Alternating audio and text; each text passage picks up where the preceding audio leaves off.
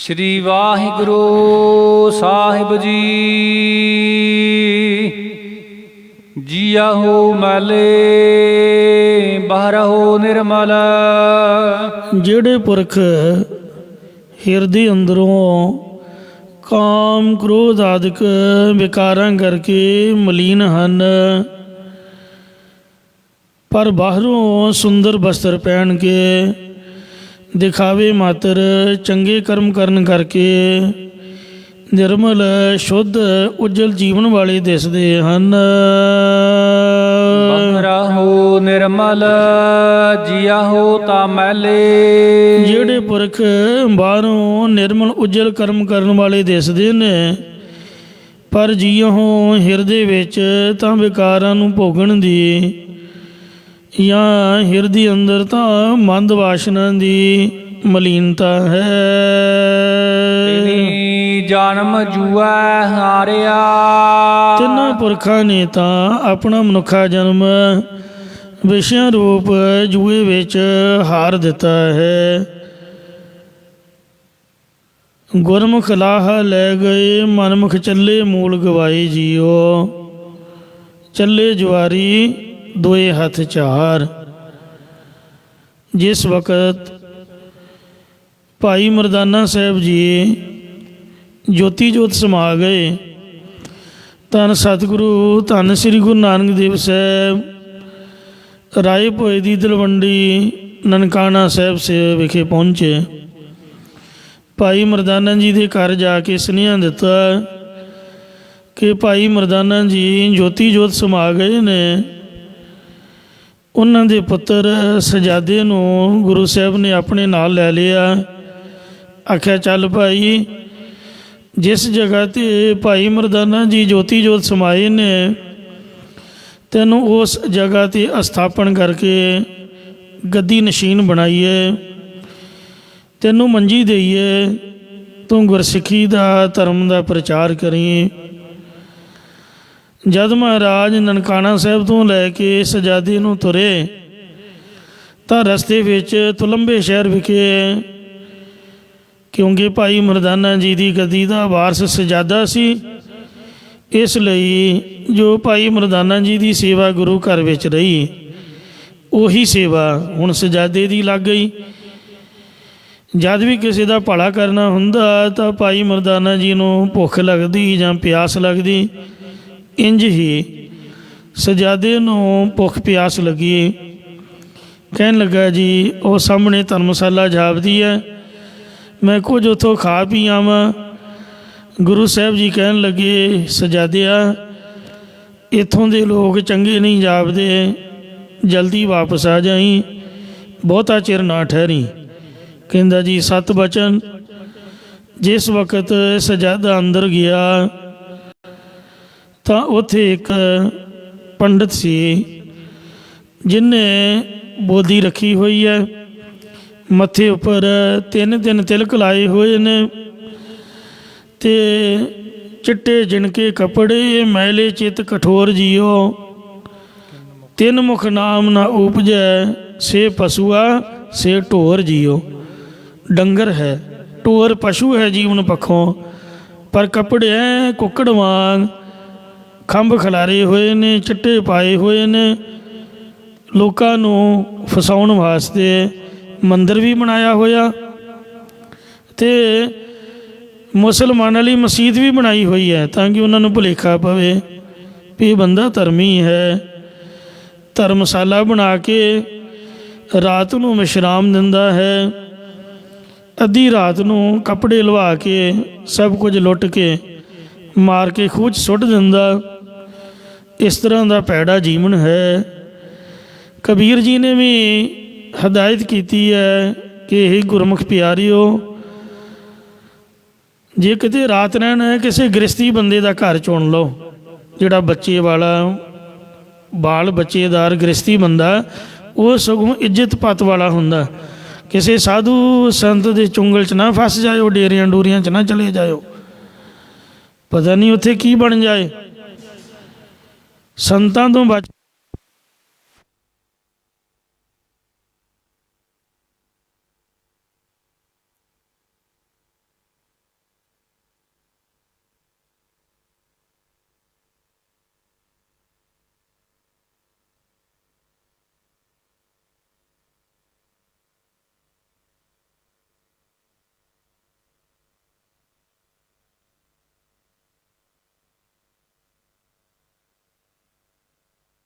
ਆਖੀਐ ਬਾਨਾਰਸ ਕੇ ਠੱਗ।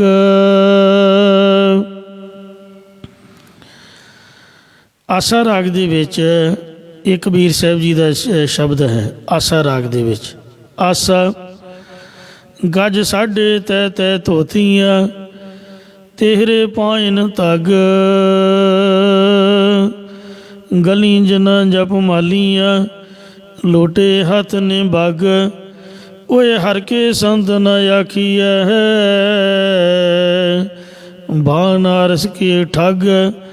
ਐਸੇ ਸੰਤ ਨਾ ਮੋਕੋ ਭਾਵੈ ਡਾਲਾ ਸਿਉ ਪੇਡਾ ਗਟਕਾਵੈ। ਰਹਾਉ ਬਾਸਨ ਮਾਂਝ ਚੜਾਵੈ ਉੱਪਰ ਕਾਠੀ ਧੋਏ ਜਲਾਵੈ। ਬਸਦਾ ਖੋਦ ਕਰੇ ਦੋਇ ਚੂਲੇ ਸਾਰੇ ਮਾਨਸ ਖਾਵੈ। ਬਸਦਾ ਖੋਦ ਕਰੇ ਦੋਇ ਚੂਲੇ ਰਾਤੀ ਮਾਨਸ ਖਾਵੈ।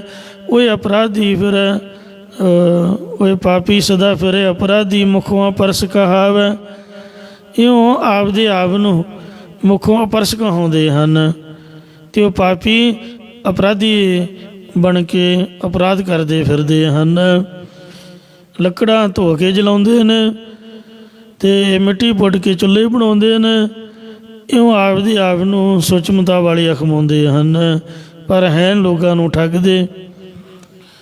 ਸੱਜਣ ਠੱਗ ਨੇ ਸਜਾਦੇ ਦੇ ਕੱਪੜੇ ਉਤਾਰ ਕੇ ਉਹਨੂੰ ਪੁੱਠਾ ਟੰਗ ਦਿੱਤਾ। ਉਹ ਵਿਚਾਰਾ ਰੋਏ ਪਿਆ ਕਿ ਚੰਗਾ ਪਾਣੀ ਪੀਣ ਆਇਆ। ਇਹ ਨਿਕੰਮਿਆ ਤੂੰ ਮੈਨੂੰ ਪਾਣੀ ਨਹੀਂ ਪਿਆਉਣਾ ਜਾਣਦਾ ਦੇ। ਕਹਿੰਦਾ ਨਹੀਂ ਮੈਂ ਤੈਨੂੰ ਮਾਰ ਦਿਆਂਗਾ। ਸੋ ਤੇਰੇ ਕੱਪੜੇ ਬੜੇ ਸੋਹਣੇ ਨੇ, ਜਾਪਦਾ ਵੀ ਤੇਰਾ ਮਾਲਕ ਬੜਾ ਅਮੀਰ ਹੋਏਗਾ, ਉਹਨੂੰ ਵੀ ਆਉਣ ਦੇ, ਉਹਨੂੰ ਵੀ ਕਾਬੂ ਕਰਾਂਗਾ। ਜਦ ਗੁਰੂ ਸਾਹਿਬ ਜੀ ਕਾਫੀ ਚਿਰ ਉਡੀਕ ਤੋਂ ਬਾਅਦ ਉੱਥੇ ਧਰਮਸ਼ਾਲਾ ਦੇ ਅੰਦਰ ਆਏ। ਮਹਾਰਾਜ ਕਹਿੰਦੇ ਸਾਡਾ ਬੰਦਾ ਅੰਦਰ ਆਇਆ। ਮਹਾਰਾਜ ਕਹਿੰਦੇ ਕੋਈ ਇੱਥੇ ਅੰਦਰ ਸੱਜਣ ਕਹਿੰਦਾ ਕੋਈ ਇੱਥੇ ਅੰਦਰ ਨਹੀਂ ਆਇਆ। ਸਾਹਿਬ ਕਹਿੰਦੇ ਝੂਠ ਨਾ ਬੋਲ ਓਏ। ਭਾਈ ਬਾਲਾ ਜੀ ਨੇ ਆਖਿਆ ਜਾ ਕੇ ਵੇਖੋ ਕਮਰੇ ਵਿੱਚ। ਕਹਿੰਦੇ ਮਹਾਰਾਜ ਉਹ ਤਾਂ ਪੁੱਠਾ ਟੰਗਿਆ ਹੋਇਆ, ਉਹਦੇ ਕੱਪੜੇ ਲੋਹਾਏ ਹੋਏ ਨੇ। ਸਤਿਗੁਰੂ ਜੀ ਕਹਿਣ ਲੱਗੇ ਇਹਨੂੰ ਹੇਠਾਂ ਉਤਾਰ। ਆਖਿਆ ਤੂੰ ਸੱਜਣ ਤੂੰ ਤਾਂ ਠੱਗ ਹੈ। ਉਹ ਕੰਬਣ ਲੱਗ ਪਿਆ। ਗੁਰੂ ਸਾਹਿਬ ਅੱਗੇ ਕੋਈ ਬੋਲ ਨਾ ਆਇਆ ਤਾਂ ਸਤਿਗੁਰੂ ਜੀ ਨੇ ਸੂਹੀ ਰਾਗ ਵਿੱਚ ਉਹਦੇ ਪ੍ਰਥਾਏ ਸ਼ਬਦ ਉਚਾਰਿਆ। ਸੂਹੀ ਮਹੱਲਾ ਪਹਿਲਾ।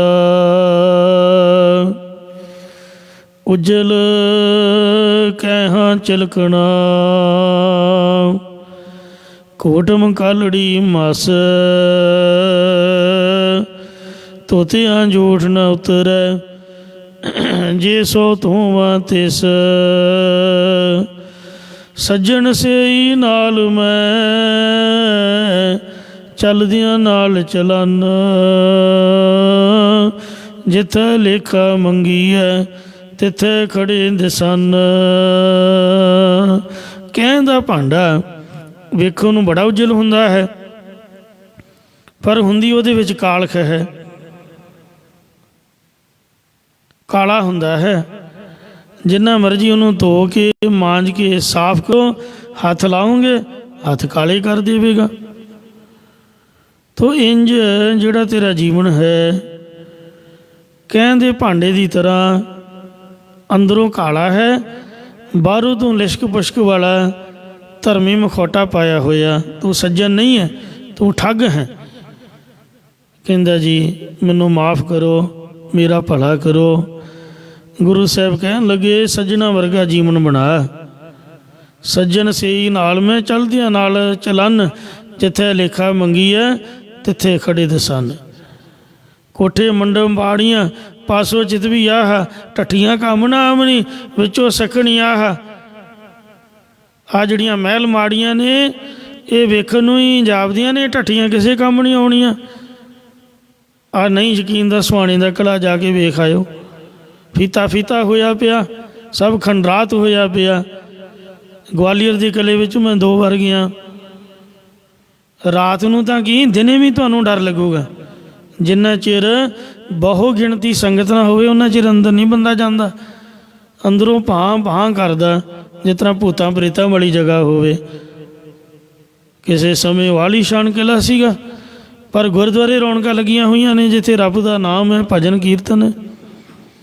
ਬੰਦਾ ਕਿਹਦੇ ਵਾਸਤੇ ਠੱਗੀਆਂ ਮਾਰਦਾ ਕਿ ਮੇਰੀਆਂ ਮਹਿਲ ਮਾੜੀਆਂ ਬਣ ਜਾਣ, ਕਿਉਂਕਿ ਰੋਟੀ ਤਾਂ ਗਰੀਬ ਬੰਦਾ ਵੀ ਖਾਂਦਾ, 2 ਰੋਟੀਆਂ ਦਾ ਕੋਈ ਖਰਚਾ ਨਹੀਂ ਹੈ। ਜਿਹੜੀ ਅਸੀਂ ਲਿਸ਼ਕ ਪੁਸ਼ਕ ਚਾਹੁੰਦੇ ਹਾਂ ਉਹ ਠੱਗੀਆਂ ਦੇ ਨਾਲ ਪੂਰੀ ਹੁੰਦੀ ਹੈ। ਕੋਠੇ ਪੈ ਜਾਣ, ਮਹਿਲ ਮਾੜੀਆਂ ਬਣ ਜਾਣ, ਗੱਡੀਆਂ ਮੋਟਰਾਂ ਕਾਰਾਂ ਆ ਜਾਣ, ਵਿੱਤੋਂ ਬਾਹਰ ਖਰਚਾ ਕਰਕੇ ਕਰਜ਼ਾ ਚਾੜ ਲੈਣਾ, ਤਾਂ ਫਿਰ ਚੋਰੀਆਂ ਦੇ ਵਿੱਚ ਪ੍ਰਵਿਰਤ ਹੋ ਜਾਣਾ। ਮਹਾਰਾਜ ਕਹਿੰਦੇ ਬਹੁ ਪਰਪੰਚ ਕਰ ਪਰ ਧਨ ਲਿਆਵੈ, ਸੁਤ ਧਾਰਾ ਪੈ ਆਨ ਲੁਟਾਵੈ, ਮਨ ਮੇਰੇ ਭੂਲੇ ਕਪਟ ਨਾ ਕੀਜੈ, ਅੰਤ ਨਵੇਰਾ ਤੇਰੇ ਜੀ ਪੈ ਲੀਜੈ। ਸੱਜਣਾ ਠੱਗੀਆਂ ਮਾਰਨੀਆਂ ਛੱਡ ਦੇ। ਬੱਗਾ ਬੱਗੇ ਕੱਪੜੇ ਤੀਰਥ ਮਾਂਜ ਵਸਨ। ਮੇਰੇ ਚਿੱਟੇ ਕੱਪੜਿਆਂ ਨਾਲ ਬੰਦਾ ਹੰਸ ਨਹੀਂ ਬਣ ਸਕਦਾ। ਉਹਨੇ ਬਗਲਾ ਹੀ ਰਹਿਣਾ ਜਿਹੜਾ ਮੱਛੀਆਂ ਨੂੰ ਚੂੰਡਦਾ ਹੈ। ਤੀਰਥ ਦੇ ਉੱਪਰ ਰਹਿ ਕੇ ਜੇ ਮੱਛੀਆਂ ਹੀ ਫੜਨੀਆਂ ਨੇ ਤਾਂ ਚਿੱਟੇ ਕੱਪੜਿਆਂ ਦਾ ਕੀ ਫਾਇਦਾ। ਬਗਲੇ ਦੀ ਤਰ੍ਹਾਂ ਪਖੰਡੀ ਜੀਵਨ ਵਾਲਾ ਹੈ। ਘੁੱਟ ਘੁੱਟ ਜੀਆਂ ਖਾਵਣੇ ਬੱਗੇ ਨਾ ਕਹੀ ਅੰਨ। ਜਿਹੜੇ ਫੜ ਫੜ ਕੇ ਜੀਆਂ ਨੂੰ ਖਾਈ ਜਾਣਾ ਉਹ ਹੰਸ ਨਹੀਂ ਬਣ ਜਾਣਾ। ਕੋਟ ਕੋਟ ਜੀਆ ਖਾਵਣੇ ਬੱਗੇ ਨਾ ਕਹੀ ਅੰਨ, ਸਿਮਲ ਰੁਖ ਸਰੀਰ ਮੈਂ ਜਨ ਦੇਖ ਭੁਲਨ, ਸੇ ਫਲ ਕੰਮ ਨ ਆਮਣੀ ਤੇ ਗੁਣ ਤਨ ਮੈਂ ਹਨ। ਸਿਮਲ ਰੁੱਖ ਵੱਲ ਵੇਖ ਕਰਕੇ ਜਿਹੜੇ ਤੋਤੇ ਨੇ ਭੁਲੇਖੇ ਵਿੱਚ ਪੈ ਜਾਂਦੇ ਨੇ।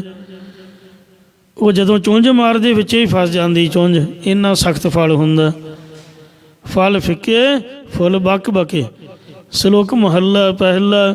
ਸਿਮਲ ਰੁਖ ਸਰਾਈ ਰਾਇਤ ਧੀਰ ਗਿਆਤ ਮੁੱਚ, ਓਏ ਜੀ ਆਵੇ ਆਸ ਕਰ ਜਾਹੇ ਨਰਾਸੇ ਕਿਤ, ਫਲ ਫਿੱਕੇ ਫੁੱਲ ਬੱਕ ਬਕੇ ਕੰਮ ਨ ਆਵੇ ਪਤ, ਮਿੱਠਤ ਨੀਵੀਂ ਨਾਨਕਾ ਗੁਣ ਚੰਗਿਆਈਆਂ ਤਤ।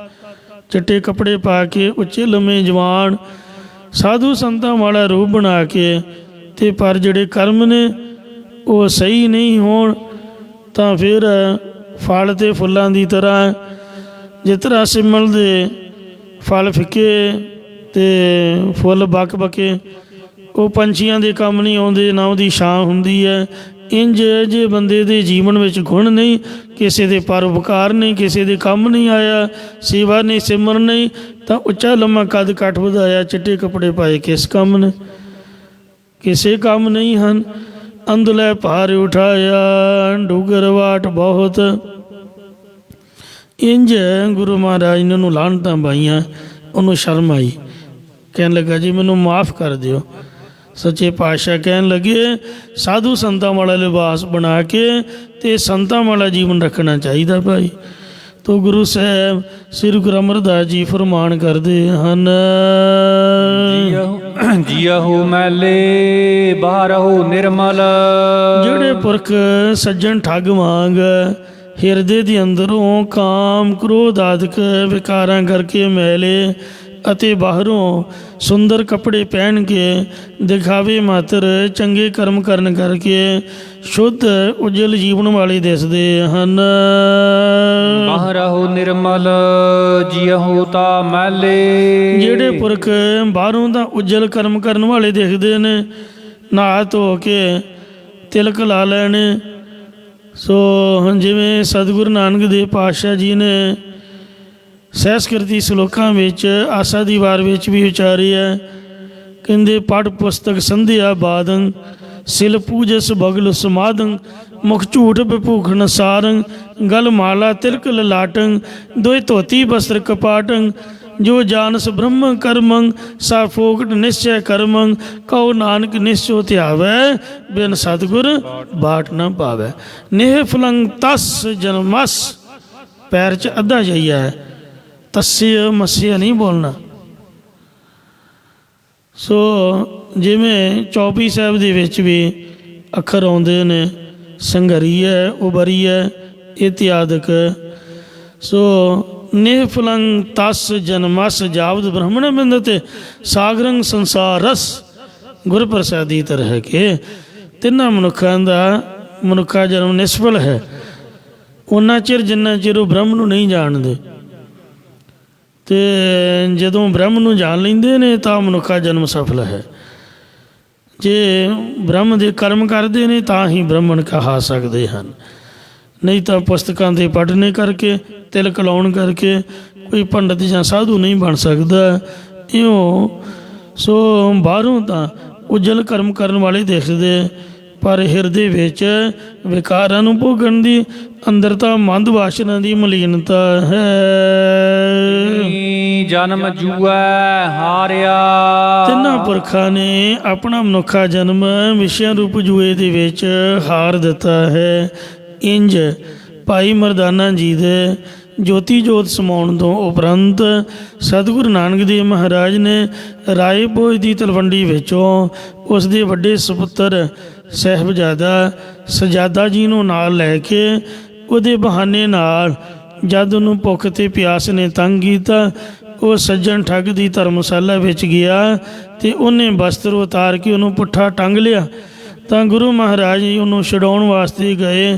ਇਸ ਬਹਾਨੇ ਦੇ ਨਾਲ ਸੱਜਣ ਨੂੰ ਬੋਧੀ ਤੋਂ ਪਕੜਿਆ, ਉਹਦੀ ਸੰਗੀ ਨੱਪੀ, ਉਹਨੂੰ ਉਪਦੇਸ਼ ਦਿੱਤਾ, ਉਹਨੂੰ ਪਕੜ ਲਿਆ ਕਿ ਤੂੰ ਚੋਰੀਆਂ ਚਾਰੀਆਂ ਨੂੰ ਤਿਆਗ ਦੇ ਭਾਈ, ਅਸਲੀ ਸਾਧੂ ਬਣ। ਜੇ ਧਰਮਸ਼ਾਲਾ ਬਣਾਈ ਹੈ ਤਾਂ ਆਏ ਗਏ ਰਾਏ ਜੋਤੀ ਦੀ ਸੇਵਾ ਕਰ।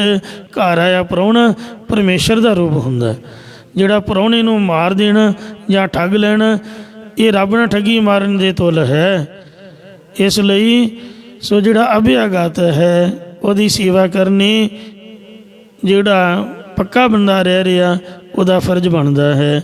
ਇੰਜ ਮਹਾਰਾਜ ਉਹਦਾ ਪਾਰ ਉਤਾਰਾ ਕਰਕੇ ਅੱਗੇ ਨੂੰ ਤੁਰੇ। ਭਾਈ ਮਰਦਾਨੇ ਦੀ ਜਗ੍ਹਾ 'ਤੇ ਸਜਾਦੇ ਨੂੰ ਸਥਾਪਨ ਕਰਕੇ ਉਹਨੂੰ ਮੰਜੀ ਬਖਸ਼ਿਸ਼ ਕੀਤੀ।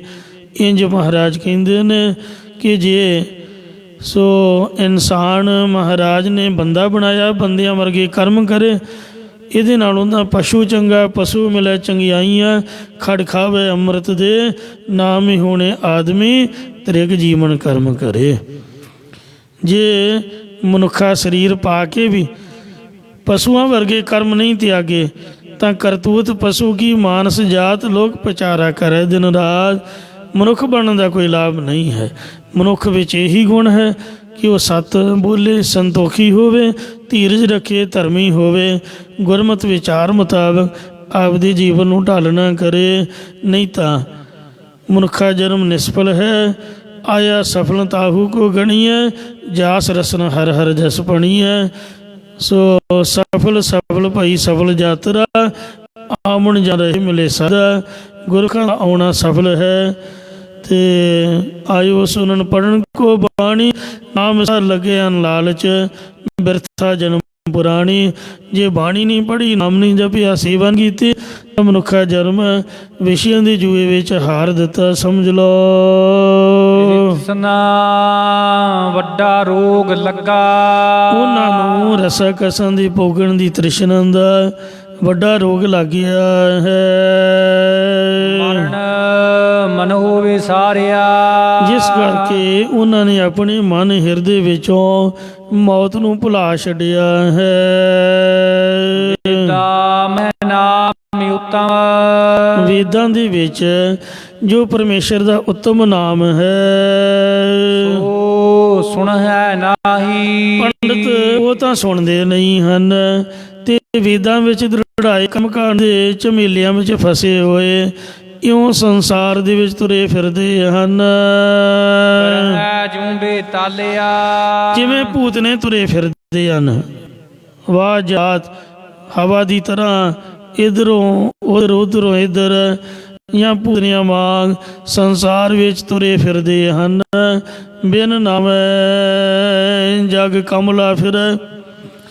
ਦੁਨੀਆ ਸਮਝਦੀ ਹੈ ਵੀ ਸਾਧ ਕਮਲੇ ਨੇ। ਲੋਕਾਂ ਨੇ ਆਮ ਹੀ ਤਖੱਲਸ ਪਾਇਆ ਹੋਇਆ ਹੈ ਕਿ ਉਹ ਕਮਲੇ ਨਿਹੰਗ ਤੁਰੇ ਜਾਂਦੇ ਨੇ। ਨਿਹੰਗ ਦਾ ਅਰਥ ਹੈ ਹੰਗਤਾ ਤੋਂ ਨਿਰਹਿਤ। ਸਾਰੇ ਤਾਂ ਨਹੀਂ ਸੁੱਖਾ ਪੀਂਦੇ, ਜਾਂ ਸਾਰੇ ਤਾਂ ਨਹੀਂ ਕਮਲੇ ਹੁੰਦੇ। ਹਰੇਕ ਮਹਿਕਮੇ 'ਚ ਸਾਰੇ ਬੰਦੇ ਮਾੜੇ ਨਹੀਂ ਹੁੰਦੇ, ਸਾਰੇ ਚੰਗੇ ਨਹੀਂ ਹੁੰਦੇ।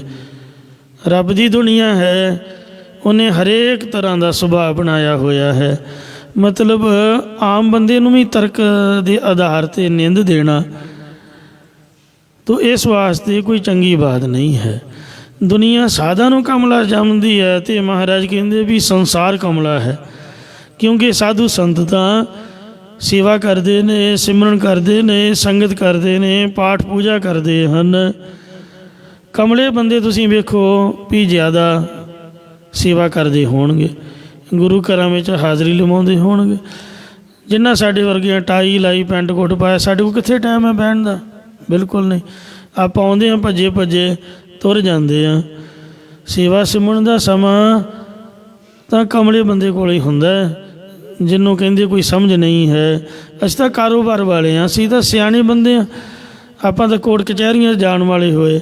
ਟੇਢੀ ਪਾਗ ਟੇਢੇ ਚੱਲੇ ਲਾਗੇ ਵੀਰੇ ਖਾਨ, ਪਾਓ ਭਗਤ ਸਿਉ ਕਾਜ ਨਾ ਕਛੂ ਹੈ, ਮੇਰੋ ਕਾਮ ਦੀਵਾਨ। ਇਉਂ ਮਹਾਰਾਜ ਤੀਜੇ ਪਾਤਸ਼ਾਹ ਗੁਰੂ ਅਮਰਦਾਸ ਜੀ ਕਹਿੰਦੇ ਦੁਨੀਆ ਕਮਲੀ ਹੈ। ਕੋਈ ਵਕਾਲਤ ਕਰਕੇ ਵਕੀਲ ਬਣ ਕੇ ਸਿਆਣਾ ਨਹੀਂ ਬਣ ਸਕਦਾ, ਕੋਈ ਡਾਕਟਰੀ ਕਰਕੇ ਸਿਆਣਾ ਨਹੀਂ ਬਣ ਸਕਦਾ। ਜੇ ਪੀਣੀਆਂ ਸ਼ਰਾਬਾਂ ਅਤੇ ਲੁੱਟ ਖਸੁੱਟ ਕਰਨੀ ਹੈ ਗਰੀਬਾਂ ਨੂੰ, ਸੋ ਕਿਸੇ 'ਤੇ ਵੀ ਤਰਸ ਨਹੀਂ ਕਰਨਾ ਅਤੇ ਇੱਕੋ ਹੀ ਆਧਾਰ 'ਤੇ ਸਭਨਾਂ ਨੂੰ ਲੁੱਟੀ ਜਾਣਾ, ਕਮਿਸ਼ਨਾਂ ਖਾਈ ਜਾਣੀਆਂ, ਉਹ ਕਾਹਦੀ ਸਿਆਣਪ ਹੈ।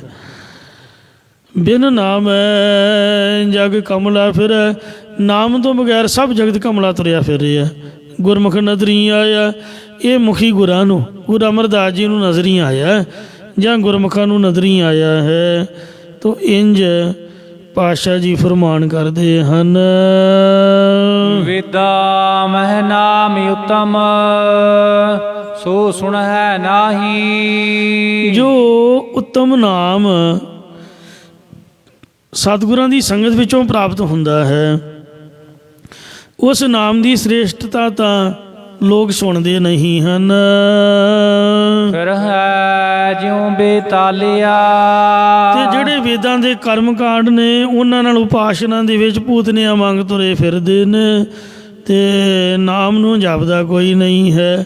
ਕਈ ਪੰਡਤ ਲੋਕ ਗੁਰਬਾਣੀ ਦੇ ਸ਼ੰਕਾ ਕਰਦੇ ਕਿ ਜੇ ਵੇਦਾਂ ਵਿੱਚ ਹੀ ਨਾਮ ਉੱਤਮ ਹੈ, ਇਸ ਲਈ ਬਾਣੀ ਦੀ ਕੀ ਲੋੜ ਸੀਗੀ। ਇਸ ਪ੍ਰਸ਼ਨ ਦਾ ਉੱਤਰ ਗੁਰੂ ਰਾਮਦਾਸ ਮਹਾਰਾਜ ਨੇ ਕੀਤਾ ਹੈ ਗੌੜੀ ਮਹੱਲਾ ਚੌਥਾ ਵਿੱਚ, ਜੈਸੇ ਧਰਤੀ ਉੱਪਰ ਮੇਘਲਾ ਬਰਸਤ ਹੈ, ਕਿਆ ਧਰਤੀ ਮੱਧੇ ਪਾਣੀ ਨਾਹੀ। ਜਿਵੇਂ ਧਰਤੀ ਦੇ ਉੱਪਰ ਬਰਸਾਤ ਪੈਂਦੀ ਹੈ, ਤੁਸੀਂ ਦੱਸੋ ਕਿ ਧਰਤੀ ਨੂੰ ਪਾਣੀ ਦੀ ਘਾਟ ਹੈ? ਧਰਤੀ ਹੇਠ ਵਸੰਦਾ ਪਾਣੀ, ਧਰਤੀ ਦੇ ਹੇਠਾਂ ਪਾਣੀ ਹੀ ਪਾਣੀ ਹੈ, ਧਰਤੀ ਤਾਂ ਉੱਪਰ ਥੋੜ੍ਹੀ ਹੋਈ ਹੈ। ਸਮੁੰਦਰ 1/3 ਹਿੱਸਾ ਪਾਣੀ ਹੈ, ਧਰਤੀ ਤਾਂ ਥੋੜ੍ਹੀ ਹੈ। ਧਰਤੀ ਨੂੰ ਕਾਹਦੀ ਪਾਣੀ ਦੀ ਘਾਟ? ਫਿਰ ਬਾਰਿਸ਼ ਦੀ ਕੀ ਲੋੜ ਪੈ ਗਈ? ਪਰ ਸਾਧ ਸੰਗਤ ਜੀਓ, ਆਹ ਜਿਹੜੇ ਦਰਖਤ ਨੇ ਜਾਂ ਫਸਲਾਂ ਵਾੜੀਆਂ ਨੇ ਅਤੇ ਆਹ ਮਿੱਟੀ ਘੱਟੇ ਨਾਲ ਭਰ ਜਾਂਦੀਆਂ ਨੇ, ਜਾਂ ਜਿਹੜੀਆਂ ਫਸਲਾਂ ਨੇ ਛੋਟੇ ਬੂਟੇ ਨੇ ਉਹ ਧਰਤੀ ਵਿਚਲਾ ਪਾਣੀ ਖਿੱਚ ਨਹੀਂ ਸਕਦੀਆਂ। ਆਹ ਜਿਹੜੇ ਸਫੈਦੇ ਨੇ ਵੱਡੇ ਵੱਡੇ ਦਰਖਤ, ਉਹਨਾਂ ਦੀਆਂ ਜੜ੍ਹਾਂ ਤਾਂ ਹੇਠਾਂ ਤੋਂ ਪਾਣੀ ਪ੍ਰਾਪਤ ਕਰ ਲੈਂਦੀਆਂ ਨੇ, ਪਰ ਆਮ ਫਸਲ ਤਾਂ ਸੁੱਕ ਜਾਊਗੀ ਬਿਨਾਂ ਬਾਰਿਸ਼ ਤੋਂ। ਬਾਰਿਸ਼ ਦੀ ਵੀ ਜ਼ਰੂਰਤ ਹੈ। ਆਹ ਜਿਹੜੀਆਂ ਮੱਛੀਆਂ ਨੇ, ਹੁਣ ਛੱਪੜ ਦੇ ਵਿੱਚ ਪਾਣੀ ਤਾਂ ਬਾਰਿਸ਼ ਨਾਲ ਹੀ ਭੜੂਗਾ, ਧਰਤੀ ਵਿਚਲੇ ਪਾਣੀ ਨੂੰ ਮੱਛੀਆਂ ਦਾ ਕੀ ਫਾਇਦਾ? ਮੱਛੀਆਂ ਨੂੰ ਕੀ ਲਾਭ ਹੋਇਆ? ਤੋ ਸਮੁੰਦਰ ਦਾ ਪਾਣੀ ਵੀ ਖਾਰਾ ਹੈ। ਇੰਝ ਧਰਤੀ ਦੇ ਵਿਚਲੇ ਪਾਣੀ ਦੇ ਬਾਵਜੂਦ ਵੀ ਬਾਰਿਸ਼ ਦੀ ਜ਼ਰੂਰਤ ਹੈ। ਕਨ ਹਰ ਬਰਸ ਸਗਲ ਜਗ ਛਾਇਆ। ਤੋ ਇੰਝ ਹੀ ਧਰਤੀ ਵਿਚਲੇ ਪਾਣੀ ਦੀ ਤਰ੍ਹਾਂ ਭਾਵੇਂ ਵੇਦਾਂ ਦੀ ਬਾਣੀ ਹੈ, ਪਰ ਉਹ ਬਾਣੀ ਸੰਸਕ੍ਰਿਤ ਵਿੱਚ ਹੋਣ ਕਰਕੇ ਧਰਤੀ ਅੰਦਰਲੇ ਪਾਣੀ ਦਾ ਗਰੀਬ ਬੰਦੇ ਨੂੰ ਫਾਇਦਾ ਨਹੀਂ ਹੁੰਦਾ। ਅੱਜ ਕੱਲ੍ਹ ਜੇ ਬੋਰ ਕਰਾਉਣਾ ਹੋਵੇ ਲੱਖ ਰੁਪਈਆ ਤਾਂ ਪੱਕਾ ਚਾਹੀਦਾ ਹੀ ਚਾਹੀਦਾ। ਇੱਕ ਘਰ ਵਿੱਚ ਮੈਂ ਖੁਦ ਆਪ 3 ਅਰਦਾਸਾਂ ਕੀਤੀਆਂ, ਮਤਲਬ ਜਿੱਥੇ ਬੋਰ ਕਰਨ ਉੱਥੋਂ ਪਾਣੀ ਨਿਕਲੇ ਹੀ ਨਾ, ਜੇ ਨਿਕਲੇ ਤਾਂ ਚੱਜ ਦਾ ਨਹੀਂ ਨਿਕਲੇ। ਇੱਥੇ ਤਾਂ ਹੈ ਹੀ ਬੜੀ ਘਾਟ। ਮਹਾਰਾਸ਼ਟਰ ਵਿੱਚ ਚਲੇ ਜਾਓ, ਗੌਰਮੈਂਟ ਨਲਕੇ ਵੀ ਗੌਰਮੈਂਟ ਲਾ ਕੇ ਦਿੰਦੀ ਹੈ, ਪੱਥਰ ਨੂੰ ਪਾੜਨ ਵਾਲੀਆਂ ਮਸ਼ੀਨਾਂ, ਫਿਰ ਕਿਤੇ ਜਾ ਕੇ ਪਾਣੀ ਨਿਕਲਦਾ। ਪਾਣੀ ਕੱਢਣਾ ਕਿਹੜਾ ਸੌਖਾ ਪਿਆ ਹੋਇਆ। ਕਿੰਨਾ ਵੱਡਾ ਹੈ ਪ੍ਰਬੰਧ। ਤੋ ਇਸ ਵਾਸਤੇ ਧਰਤੀ ਵਿਚਲੇ ਪਾਣੀ ਦਾ ਹਰੇਕ ਇਨਸਾਨ ਨੂੰ ਲਾਭ ਨਹੀਂ ਹੈ। ਪੁਰਾਣੇ ਖੂਹ ਹੁੰਦੇ ਸੀਗੇ, ਕਈ ਪੈਲੀਆਂ ਵਿੱਚ ਇੱਕ ਖੂਹ ਹੁੰਦਾ ਅਤੇ ਉਹਦੇ ਤੋਂ ਕਈ ਪਾਣੀ ਲੈਂਦੇ। ਅੱਜ ਕੱਲ੍ਹ ਨਹਿਰਾਂ ਆਦਿਕ ਨੇ, ਉਹਨਾਂ ਤੋਂ ਪਾਣੀ ਪ੍ਰਾਪਤ ਕੀਤਾ ਜਾਂਦਾ ਟਿਊਬਾਂ ਸੁੱਟ ਕਰਕੇ। ਬੜੀ ਮੁਸ਼ਕਿਲ ਹੈ ਆਮ ਬੰਦੇ ਵਾਸਤੇ, ਪਰ ਬਾਰਿਸ਼ ਤਾਂ ਸਾਰਿਆਂ ਨੂੰ ਨਿਹਾਲ ਕਰ ਦਿੰਦੀ। ਇਉਂ ਵੇਦ ਬਾਣੀ ਸੰਸਕ੍ਰਿਤ ਵਿੱਚ ਹੋਣ ਕਰਕੇ ਸਾਰੇ ਨਹੀਂ ਪੜ੍ਹ ਸਕਦੇ। ਜੇ ਕੋਈ ਪੜ੍ਹਨਾ ਸਿੱਖ ਵੀ ਗਿਆ, 12 ਸਾਲ ਤਾਂ ਪਹਿਲਾਂ ਉਹਦੀ ਵਿਆਕਰਨ ਪੜ੍ਹੋ, ਗ੍ਰਾਮਰ ਪੜ੍ਹੋ। ਅਤੇ ਵਿਆਕਰਨ ਦੇ 6 ਅੰਗ ਨੇ, ਸਿੱਖਿਆ, ਕਲਪ, ਨਿਰੁਕਤ, ਜੋਤਿਸ਼ ਅਤੇ ਪਿੰਗਲ। 2-2 ਸਾਲ ਲੱਗਦੇ ਨੇ।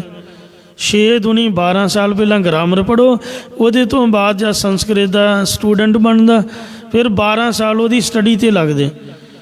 ਉਹ ਸਟੱਡੀ ਤੋਂ ਬਾਅਦ ਜਦ ਵੇਦਾਂ ਦੀ ਸਮਝ ਆਊਗੀ ਅਤੇ ਉਹ ਬੰਦਾ ਜਾ ਕੇ ਆਮ ਪਿੰਡਾਂ ਦੇ ਵਿੱਚ ਸਾਡੇ ਵਰਗੇ ਲੋਕਾਂ 'ਚ ਸਿੱਧੇ ਸਾਦੇ ਇਨਸਾਨਾਂ ਵਿੱਚ ਆ ਕੇ ਕਥਾ ਕਰੇਗਾ। ਉਹਦੀ ਲੈਂਗੁਏਜ ਹੀ ਸਮਝ ਨਹੀਂ ਆਏਗੀ, ਉਹਦੀ ਬੋਲੀ ਸਾਡੀ ਸਮਝ ਤੋਂ ਬਾਹਰ ਹੋਏਗੀ। ਤੋ ਵੇਦ ਬਾਣੀ ਦੇ ਬਾਵਜੂਦ ਸਾਡੇ ਗੁਰੂਆਂ ਨੇ ਸਾਡੀ ਮਾਂ ਬੋਲੀ ਪੰਜਾਬੀ ਗੁਰਮੁਖੀ ਅੱਖਰਾਂ ਦੇ ਵਿੱਚ ਵਾਹਿਗੁਰੂ ਦਾ ਗਿਆਨ ਬਖਸ਼ਿਸ਼ ਕੀਤਾ, ਜਿਹੜਾ ਆਮ ਇਨਸਾਨ ਵੀ ਪੜ੍ਹਦਿਆਂ ਸਾਰ ਹੀ ਸਮਝ ਲਏ। ਰੇ ਚਿੱਤ ਚੇਤਸ ਕੀ ਨਹੀਂ ਬਾਵਰਿਆ, ਹਰ ਬਿਸਰਤ ਤੇਰੇ ਗੁਣ ਗਲਿਆ ਰਹਾਓ। ਸੋ ਜੇਤੀ ਘੜੀ ਫਾਹੀ ਤੇਤੀ, ਇਉਂ ਮਹਾਰਾਜ ਨੇ ਸਿੱਧੇ ਲਫ਼ਜ਼ ਲਿਖੇ ਹਨ। ਰੇ ਮਨ ਰਾਮ ਸਿਉ ਕਰ ਪ੍ਰੀਤ, ਸ਼ਰਵਣ ਗੋਬਿੰਦ ਗੁਣ ਸੁਣੋ ਅਰ ਗਾਓ ਰਸਨਾ ਗੀਤ। ਕਈ ਕਹਿੰਦੇ ਸਾਨੂੰ ਰਾਗੀਆਂ ਦੀ ਸਮਝ ਨਹੀਂ ਆਉਂਦੀ ਜੀ, ਸਾਨੂੰ ਕਥਾ ਦੀ ਸਮਝ ਨਹੀਂ ਆਉਂਦੀ ਜੀ। ਬਿਲਕੁਲ ਸਾਡੀ ਬਹਾਨੇਬਾਜ਼ੀ, ਸਾਡਾ ਭੁਲੇਖਾ ਹੈ। ਆਪਾਂ ਸੁਣਦੇ ਹੀ ਨਹੀਂ ਧਿਆਨ ਦੇ ਨਾਲ। ਬਾਣੀ ਦੀ ਕਥਾ ਕਰਨ ਦੀ ਲੋੜ ਹੀ ਨਹੀਂ। ਸਿੱਧੀ ਸਾਫ਼ ਸਪਸ਼ਟ ਅੱਖਰਾਂ ਦੇ ਵਿੱਚ ਸਾਡੀ ਆਪਦੀ ਬੋਲੀ ਦੇ ਵਿੱਚ ਰੇ ਮਨ ਰਾਮ ਸਿਉ ਕਰ ਪ੍ਰੀਤ, ਕਿੰਨੀ ਔਖੀ ਗੱਲ ਹੈ। ਇਹਦੀ ਕਥਾ ਦੀ ਲੋੜ ਹੀ ਨਹੀਂ। ਰੱਬ ਨੂੰ ਤਾਂ ਗੁੰਝਲਦਾਰ ਗਿਆਨੀਆਂ ਨੇ ਬਣਾਇਆ ਹੋਇਆ। ਅੱਜ ਕੱਲ੍ਹ ਦੇ ਪਖੰਡੀ ਗੁਰੂਆਂ ਨੇ ਸਾਹ ਤਾਂ ਖਿੱਚੋ ਜੀ, ਸਾਹ ਥਾਂ ਲਓ ਜੀ, ਪੁੱਠੇ ਹੋਵੋ ਜੀ, ਸਿੱਧੇ ਹੋਵੋ ਜੀ। ਦੁਨੀਆ ਨੂੰ ਕਮਲੀ ਬਣਾਇਆ ਪਿਆ ਲੋਕਾਂ ਨੇ। ਕੋਈ ਮਹਾਰਾਜ ਨੇ ਇਸ ਤਰ੍ਹਾਂ ਦਾ ਗਿਆਨ ਲਿਖਿਆ ਵੀ ਪੁੱਠੇ ਹੋ ਕੇ ਆਸਣ ਲਾਓ ਅਤੇ ਉਹ ਆਸਣ ਲਾਓ। ਵਾਹਿਗੁਰੂ ਕਹਿਣਾ ਹੈ, ਭਾਵੇਂ ਚੌਂਕੜਾ ਮਾਰ ਕੇ ਆਖੋ ਅਤੇ ਭਾਵੇਂ ਤੁਰੇ ਫਿਰਦੇ ਕਹਿ ਦਿਓ। ਉਚਾਰਨ ਕਰੋ ਸਤਨਾਮ ਸ੍ਰੀ ਵਾਹਿ। ਪਰ ਸਾਡੀ ਉਹਨਾਂ ਚਿਰ ਦੁਕਾਨ ਨਹੀਂ ਚੱਲਦੀ ਜਿੰਨਾ ਚਿਰ ਲੋਕਾਂ ਨੂੰ ਸਾਹ ਦੀ ਪ੍ਰਕਿਰਿਆ ਨਾ ਦੱਸੀਏ। ਮੇਰੇ ਕੋਲ ਤਾਂ ਸਾਹ ਲੈਣਾ ਔਖਾ ਹੀ ਹੋ ਜਾਂਦਾ। ਆ ਜਿਹੜਾ ਦੱਸਦੇ ਨੇ ਗੁਰੂ ਵਾਹਿਗੁਰੂ ਵਾਹਿਗੁਰੂ, ਉਹਦਾ ਉਹ ਬੰਦਾ ਔਖਾ ਜਿਹਾ ਹੋ ਜਾਂਦਾ। ਇਹ ਸਾਹ ਦੇ ਨਾਲ ਤਾਂ ਉਹ ਮਿਲ ਕੇ ਚੱਲਦਾ ਹੀ ਨਹੀਂ। ਸਗੋਂ ਇੱਕ ਸਾਹ ਦੇ ਵਿੱਚ ਬਾਰ-ਬਾਰ ਡੁਪਲੀਕੇਟ ਸਾਹ ਲੈਣੇ ਪੈਂਦੇ ਨੇ। ਮਹਾਰਾਜ ਨੇ ਤਾਂ ਆਖਿਆ ਕਿ ਸਾਹ ਤੁਧ ਤੇ ਆ ਜਾਂਦਾ। ਵਾਹਿਗੁਰੂ ਵਾਹਿਗੁਰੂ ਵਾਹਿਗੁਰੂ ਵਾਹਿਗੁਰੂ ਵਾਹਿਗੁਰੂ ਵਾਹਿਗੁਰੂ ਵਾਹਿਗੁਰੂ ਵਾਹਿਗੁਰੂ ਵਾਹਿਗੁਰੂ ਵਾਹਿਗੁਰੂ ਵਾਹਿਗੁਰੂ ਵਾਹਿਗੁਰੂ। ਜਿੰਨੀ ਵਾਰੀ ਆਖਿਆ ਜਾਂਦਾ ਉਨੀ ਵਾਰੀ ਆਖੋ। ਕਾਗਜ਼ ਓਡਾ ਹੀ ਹੈ। ਜਿੰਨੀ ਗੌਰਮੈਂਟ ਦੀ ਮੋਹਰ ਲੱਗ ਗਈ, ਜੇ 100 ਦੀ ਲੱਗ ਗਈ ਤਾਂ 100 ਦਾ ਨੋਟ ਬਣ ਗਿਆ, ਜੇ 1000 ਦੀ ਲੱਗ ਗਈ ਤਾਂ 1000 ਦਾ ਬਣ ਗਿਆ। ਇੱਕ ਸਾਹ ਦੇ ਵਿੱਚ ਜਿੰਨੀ ਵਾਰ ਤੁਸੀਂ ਵਾਹਿਗੁਰੂ ਕਹਿ ਦਿੱਤਾ, ਸੰਤ ਗਿਆਨੀ ਕਰਤਾਰ ਸਿੰਘ ਜੀ ਖਾਲਸਾ ਪਿੰਡਾਂ ਵਾਲਿਆਂ ਦੇ ਬਚਨ ਨੇ ਵੀ ਓਨੀ ਤੁਹਾਡੇ ਸਵਾਸ ਦੀ ਕੀਮਤ ਬਣ ਗਈ। ਔਖੇ ਹੋਣ ਦੀ ਕੀ ਲੋੜ ਹੈ। ਸਾਹ ਟਿਕਾਉਣ ਦੇ ਨਾਲ ਉਹ ਸਿਰ ਦਰਦ ਕਰਨ ਲੱਗ ਪੈਂਦਾ, ਮੇਰੇ ਤਾਂ ਸਿਰ ਪੀੜ ਹੋਣ ਲੱਗ ਪੈਂਦਾ। ਸਿੱਧਾ ਵਾਹਿਗੁਰੂ ਆਖੋ ਬਸ। ਜਿੱਧਰ ਮਹਾਰਾਜ ਨੇ ਲੈ ਕੇ ਜਾਣਾ ਉਹਨੇ ਆਪਣੇ ਆਪ ਹੀ ਵਾਹਿਗੁਰੂ ਨੇ ਖਿੱਚੀ ਜਾਣਾ ਹੈ।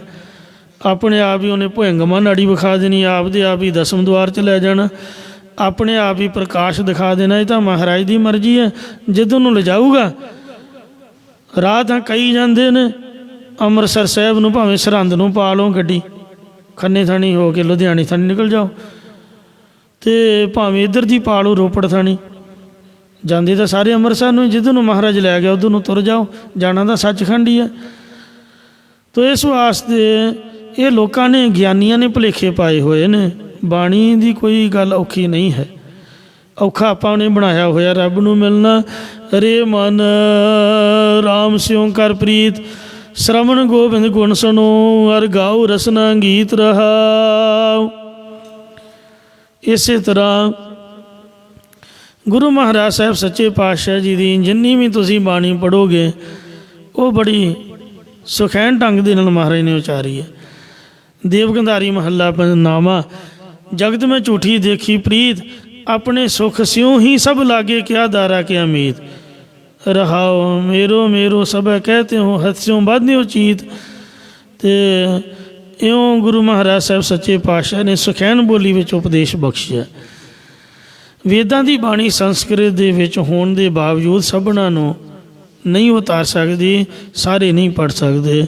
ਗੁਰਬਾਣੀ ਦੀ ਤਾਂ ਜ਼ਰੂਰਤ ਪਈ ਹੈ। ਇਉਂ ਵੇਦਾਂ ਵਿੱਚ ਵੀ ਨਾਮ ਨੂੰ ਉਤਮ ਲਿਖਿਆ, ਪਰ ਲੋਕ ਕਰਮ ਕਾਂਡਾਂ ਵਿੱਚ ਫਸ ਗਏ। ਜੋ ਮਹਾਰਾਜ ਦੀ ਬਾਣੀ ਵਿੱਚ ਉੱਤਮ ਨਾਮ ਲਿਖਿਆ ਉਹਨੂੰ ਤਾਂ ਸੁਣਦੇ ਨਹੀਂ। ਵੇਦਾਂ ਦੇ ਕਰਮ ਕਾਂਡ ਪੜ੍ਹ ਕੇ ਉਪਾਸਨਾ ਦੇ ਵਿੱਚ ਕਰਮ ਕਾਂਡਾਂ ਦੇ ਵਿੱਚ ਲੱਗ ਕੇ ਪੂਤਨੀਆਂ ਵਾਂਗ ਤੁਰੇ ਫਿਰਦੇ ਹਨ। ਇਸੇ ਪ੍ਰਕਾਰ ਵੇਦਾ ਮਹਿ ਨਾਮ ਉਤਮ, ਸੋ ਸੁਣਹਿ ਨਾਹੀ। ਵੇਦਾ ਮਹਿ ਜੋ ਪੈਸਿਆਂ ਪਾ ਮੁੱਲ ਤੋਂ ਵੀ ਰਹਿਤ ਹੈ, ਉਸ ਬੇਕੀਮਤ ਉੱਤਮ ਨਾਮ ਨੂੰ ਸੁਣਦੇ ਨਹੀਂ। ਇਸ ਲਈ ਪ੍ਰੀਤਾਂ ਵਾਂਗ ਤੁਰੇ ਫਿਰਦੇ ਹਨ। ਜਾਂ ਤਾਲਿਆ ਸਰੂਪ ਦੀ ਪ੍ਰਾਪਤੀ ਤੋਂ ਬੇਬਿਨਾ ਤੁਰੇ ਫਿਰਦੇ ਹਨ।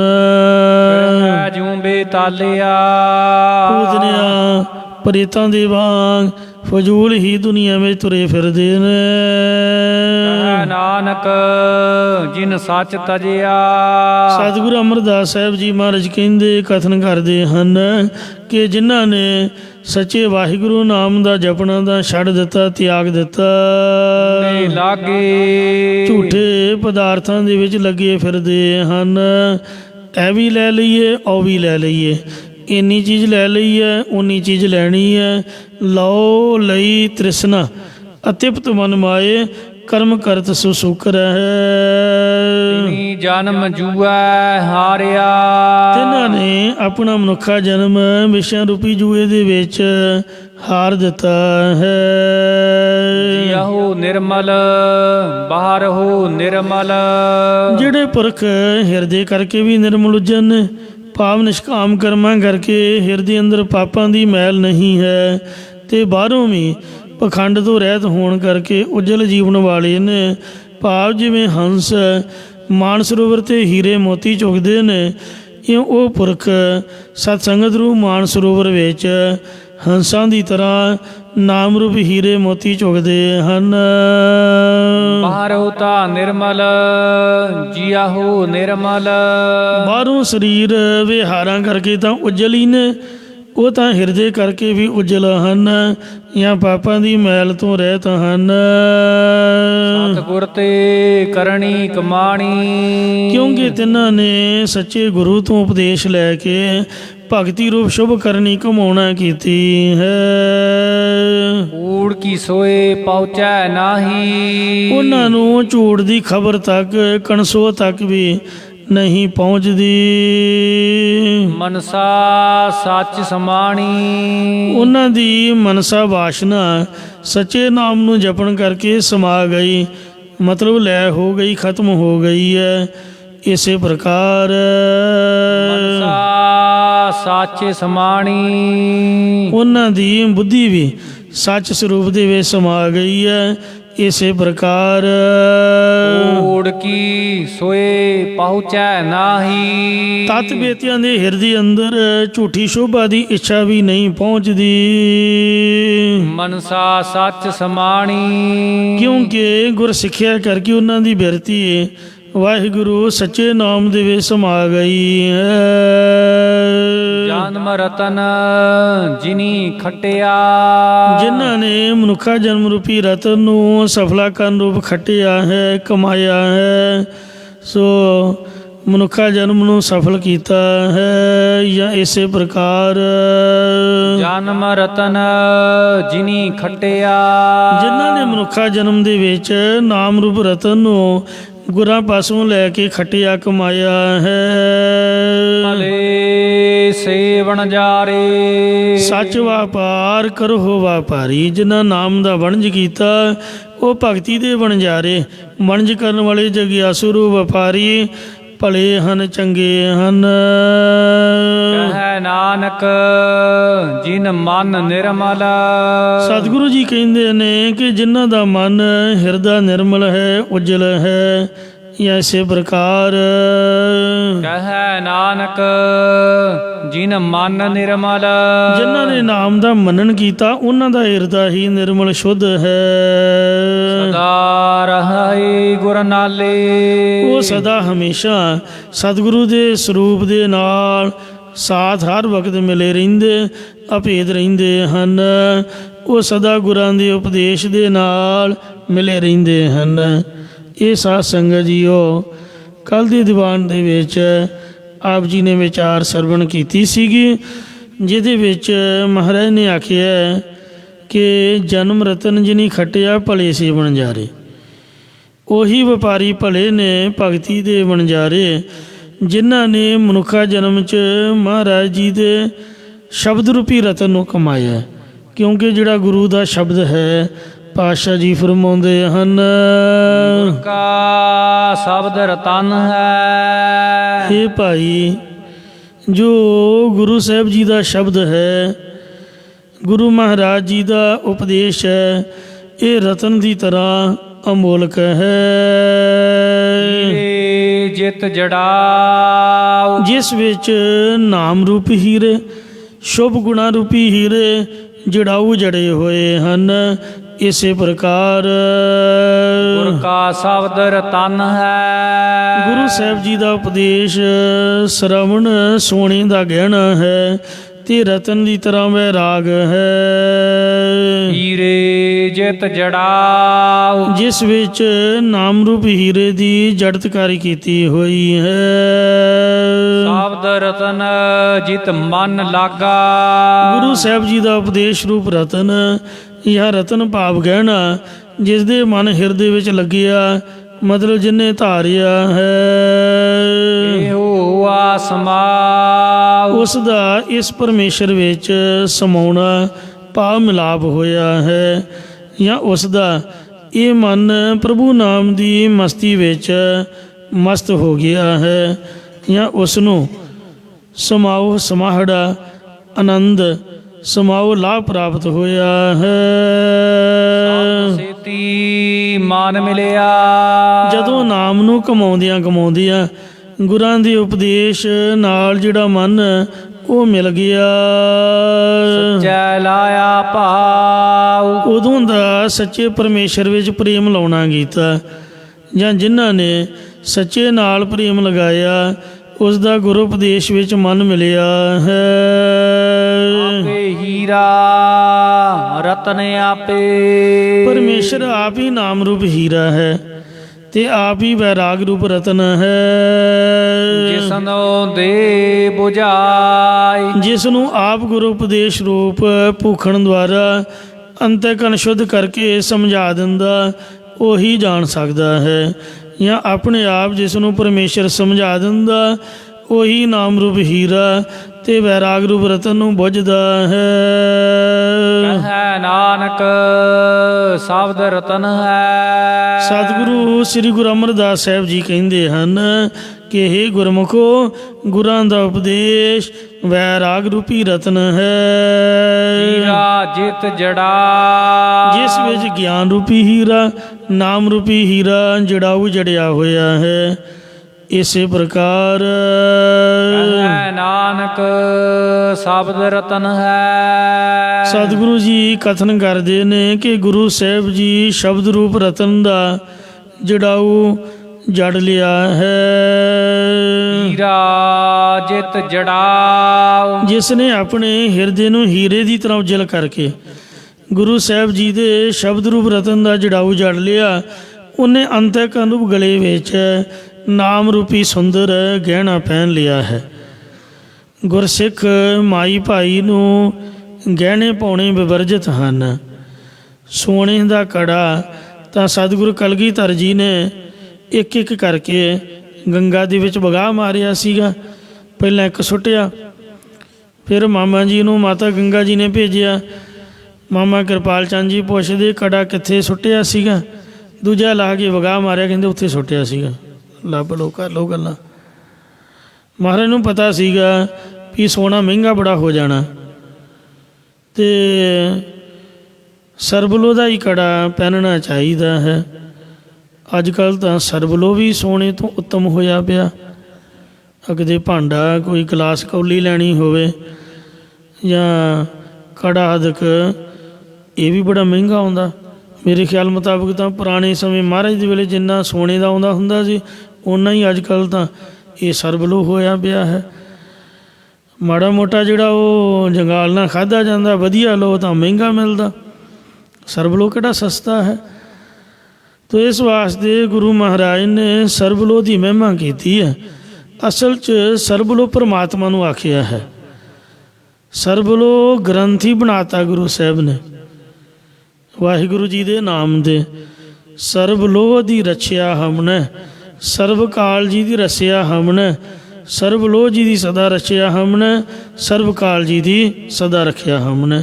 ਸ੍ਰੀ ਅਕਾਲ ਤਖਤ ਸਾਹਿਬ ਅਕਾਲ ਉਸਤਤ ਨਾਮੇ ਬਾਣੀ ਦੀ ਇਸ ਤੋਂ ਸ਼ੁਭ ਆਰੰਭਤਾ ਕੀਤੀ ਹੈ, ਸਰਬਲੋ ਦੇ ਮੰਗਲ ਤੋਂ।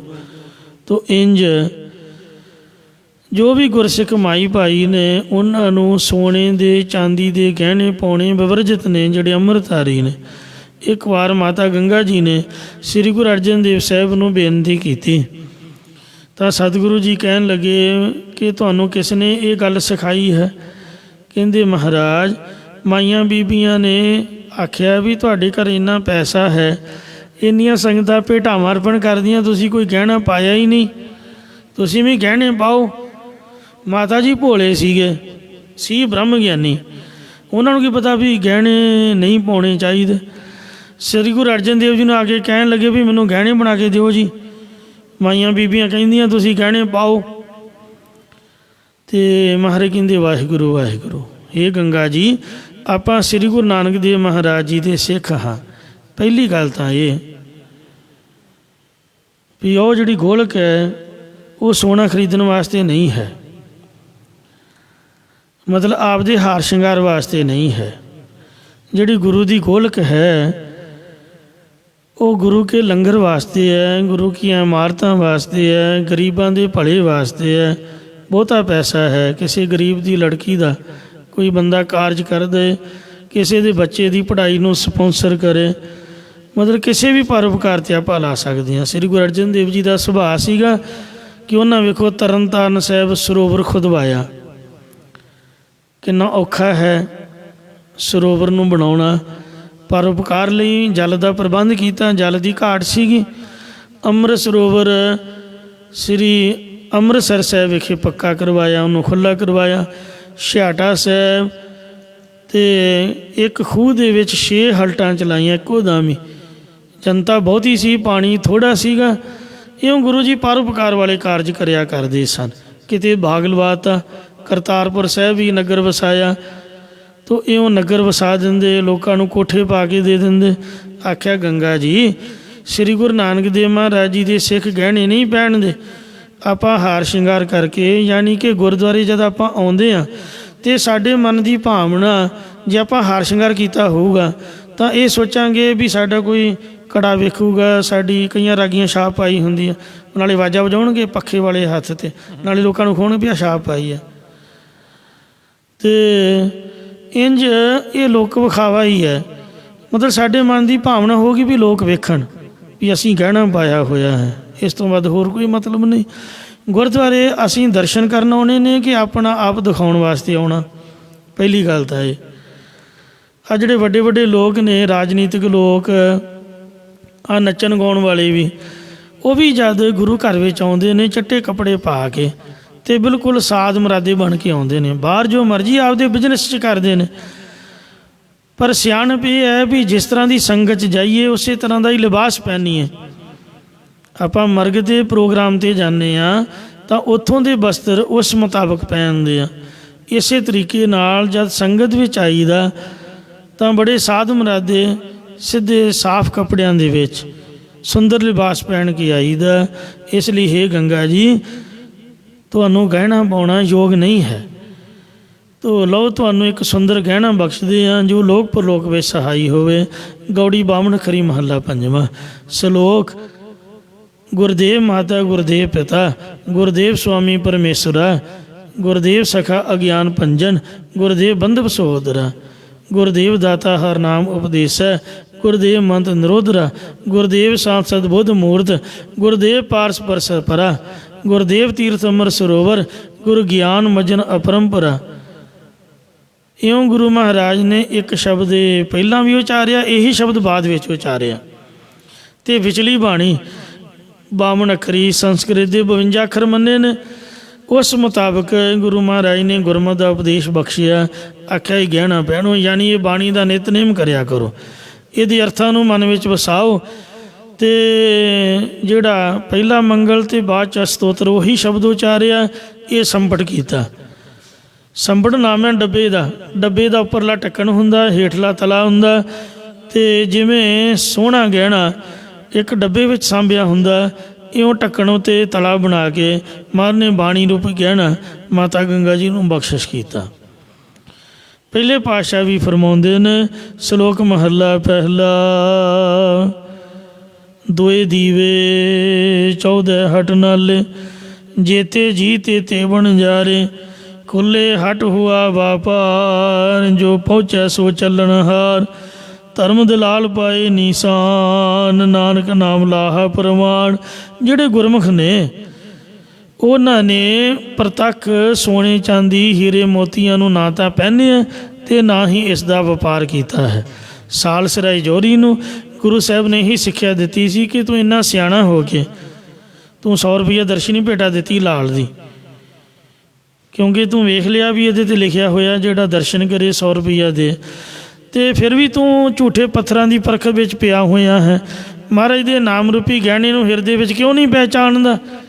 ਹੀਰਾ ਲਾਲ ਮੁਲਕ ਹੈ ਭਾਰੀ ਬਨ ਗਾਹਕ ਮਿੱਕਾ ਖਾਖਾ, ਤੂੰ ਇਉਂ ਕਿਨ ਹੀ ਬਣ ਜਿਆ ਕਾਂਸੀ ਤਾਂਬਾ, किन ही लौंग सुपारी, संतो बन जिया नाम गोविंद का, ऐसी खेप हमारी हर के नाम के व्यापारी, हीरा हाथ चढ़िया निर्मोलक छूट गई संसारी।